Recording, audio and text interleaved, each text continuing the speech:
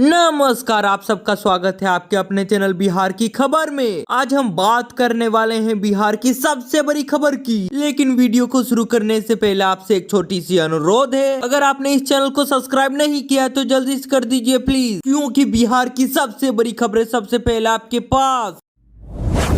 नीतीश के फ्री बिजली करने पर यूपी के ऊर्जा मंत्री ने कस दिया है तंज। उन्होंने तो यहाँ तक कह दिया है कि बिजली आएगा तभी तो फ्री होगा ना। पूरी जानकारी के लिए चैनल पर बने रहें। बिहार के मुख्यमंत्री नीतीश कुमार ने शुक्रवार 19 जुलाई को कैबिनेट की बैठक में मुफ्त बिजली पर मोहर लगा दी है। अब तो बिहार के सभी नागरिकों को 125 यूनिट बिजली तो मुफ्त मिलेगी। मुख्यमंत्री नीतीश कुमार की इस घोषणाओं की गूंज तो यूपी के ऊर्जा मंत्री के कानों तक पहुँचने से कोई भी नहीं रोक पाया, जिसके बाद उन्होंने नीतीश कुमार की इस योजना को लेकर तंज कसने का काम कर दिया है। यूपी के ऊर्जा मंत्री ए.के. शर्मा ने साफ तौर पर कह दिया है कि ना ही बिजली आएगा और ना ही बिल आएगा, तो हो गया ना फ्री बिजली। बिजली आएगा तभी तो फ्री होगा ना। मथुरा दौरे के दौरान उत्तर प्रदेश के ऊर्जा मंत्री ए.के. शर्मा ने ये बयान बिहार के संदर्भ में दिया है। बिहार में मुख्यमंत्री नीतीश कुमार ने प्रदेश की जनता को चुनाव से पहले ही आज तक का सबसे बड़ा उपहार दे दिया है। राज्य की जनता को अब 125 यूनिट बिजली तो मुफ्त मिलेगी। यदि किसी की बिजली खपत ज्यादा हो तो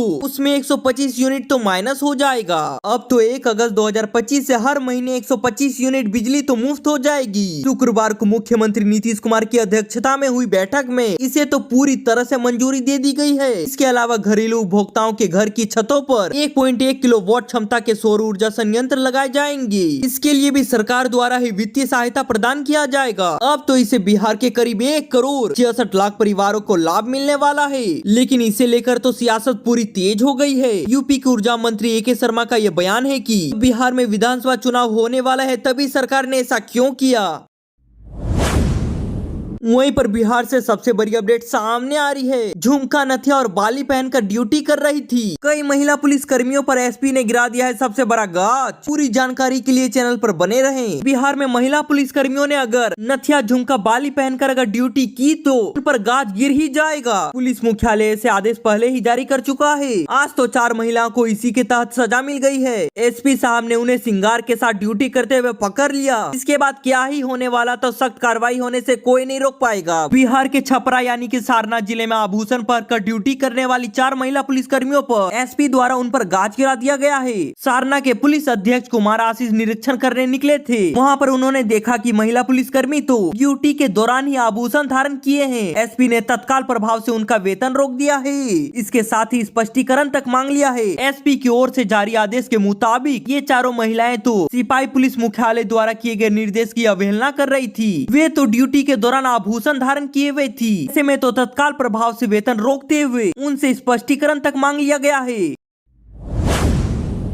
वहीं पर बिहार से सबसे बड़ी अपडेट सामने आ रही है। एसआईआर का विरोध नहीं किया तो बिहार के बाद दूसरे राज्यों में भी यही होगा। तेजस्वी यादव ने 35 दलों को पत्र लिखकर मांगा है समर्थन। पूरी जानकारी के लिए चैनल पर बने रहें। पटना में विधानसभा चुनाव से पहले मतदाता सूची का विशेष गहन पुनरीक्षण किया जा रहा है। इसको लेकर विपक्षी दलों को आशंका है कि प्रक्रिया और जरूरी दस्तावेजों के नाम पर उनके मतदाताओं के नाम काटे जा सकते हैं। ऐसे में नेता प्रतिपक्ष तेजस्वी यादव ने देश के सभी 35 बड़े दल के नेताओं को पत्र लिखकर समर्थन मांग लिया है। उन्होंने तो यहाँ तक आरोप लगा दिया है कि बीजेपी के इशारे पर लोकतंत्र पर हमले की साजिश रची जा रही है। बीजेपी सरकार के इशारे पर चुनाव आयोग द्वारा मतदान सूची पुनरीक्षण की आड़ में मतदान के अधिकार एवं लोकतंत्र पर किए जा रहे हमले के विरुद्ध देश की विभिन्न पार्टियों के 35 बड़े नेताओं को हमने पत्र लिखकर समर्थन तक मांग लिया है। हम सब मिलकर इस प्रक्रिया को तब तक विरोध करेंगे जब तक ये पूरी तरह से ट्रांसपेरेंट यानी कि पारदर्शी न बन जाए। तेजस्वी यादव ने राहुल गांधी, अखिलेश यादव समेत 35 दलों के नेताओं के नाम अपने खत में लिख दिए हैं और उन्होंने यहाँ तक कह दिया कि मैंने आपको गहरी पीड़ा और तत्कालिकता के साथ लिख रहा हूँ। बिहार में चल रहे विशेष गहन पुनरीक्षण का तमाशा और त्रासदी तो बड़े पैमाने पर मताधिकार से वंचित करके लोकतंत्र की नींव हिला रहा है। उन्होंने तो आगे यहाँ तक लिख दिया है कि इस बात का स्पष्ट संकेत है कि भारत निर्वाचन आयोग जैसे स्वतंत्र संस्था हमारी चुनावी प्रक्रिया की अखंडता में जनता के विश्वास को खत्म करने पर तो अड़ गई है। इस देश का हर व्यक्ति, चाहे उसकी पृष्ठभूमि या स्थिति कुछ भी क्यों ना हो, अपने वोट पर गर्व करता है। देश के शासन में भागीदारी करने की क्षमता अत्यंत सशक्त बनाती है।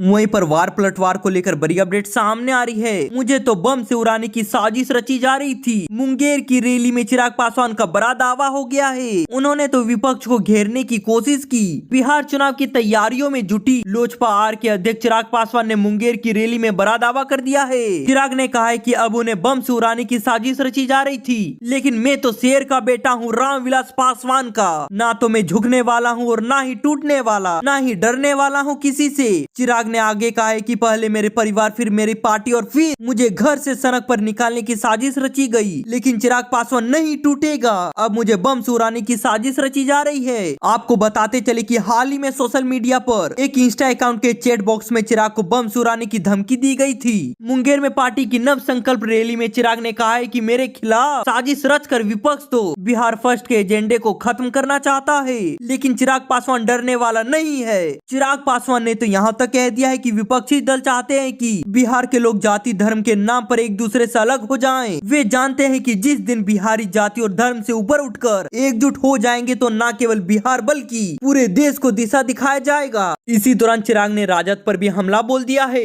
उन्होंने कहा है कि 1990 के दशक में गलत लीडरशिप चयन की वजह से बिहार आज भी विकास की दौर में पीछे है। जिन्होंने सत्ता में रहते हुए बिहार के लिए कुछ भी नहीं किया है, आज तो वही लोग जाति और धर्म के नाम पर लोगों से वोट मांग रहे हैं। आज भी बिहार के लोग तो रोजगार के लिए दूसरे राज्यों में पलायन कर रहे हैं, जिससे उनकी अगली पीढ़ी भी वहीं बसने लगी है। आखिर कब तक बिहारी अपनी पहचान के लिए जूझते रहेंगे। इस मौके पर जमुई से सांसद और चिराग के जीजा अरुण भारती, समस्तीपुर से सांसद शांभवी चौधरी भी मौजूद रहे वहाँ पर।